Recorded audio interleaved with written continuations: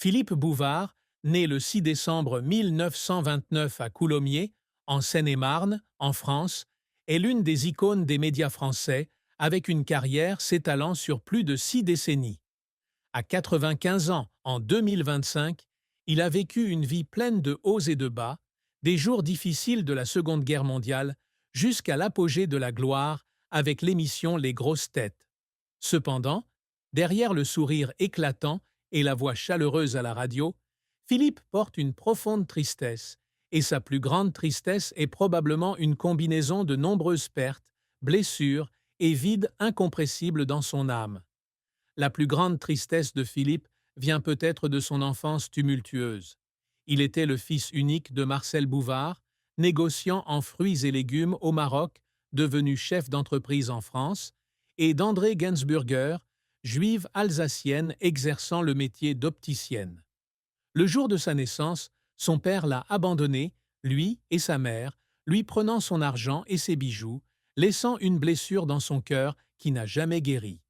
Philippe n'a rencontré son père biologique qu'une seule fois dans sa vie, et l'absence de l'amour de son père lui a laissé un profond sentiment d'abandon. Dans son autobiographie Je croise moi, souvenir, 2013, il écrit « J'ai grandi sans savoir ce qu'était l'amour paternel, et cela m'a suivi toute ma vie.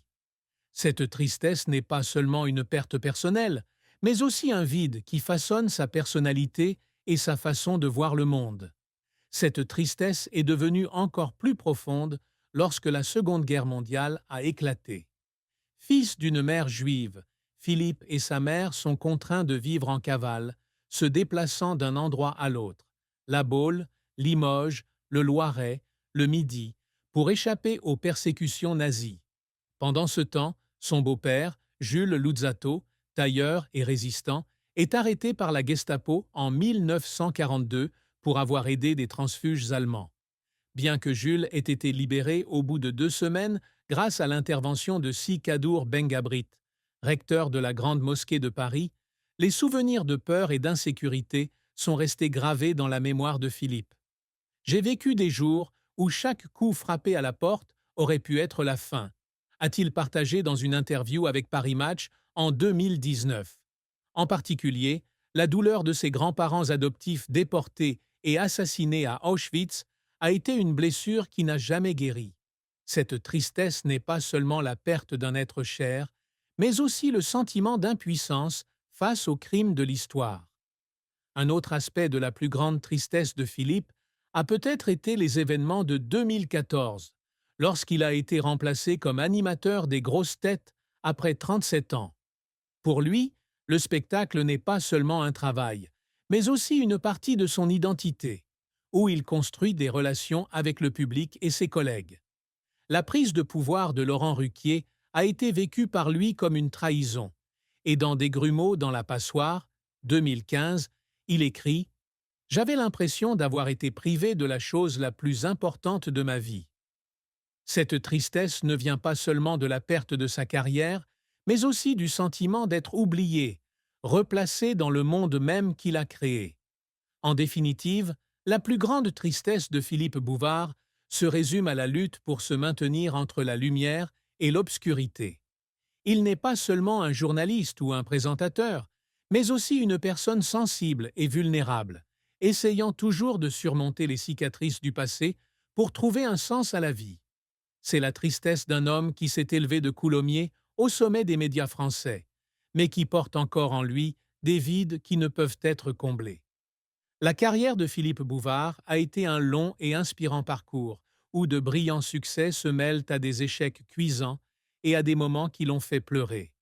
Enfant ayant grandi pendant la guerre, Philippe a réalisé son rêve de devenir journaliste et présentateur, mais le chemin n'a pas été facile.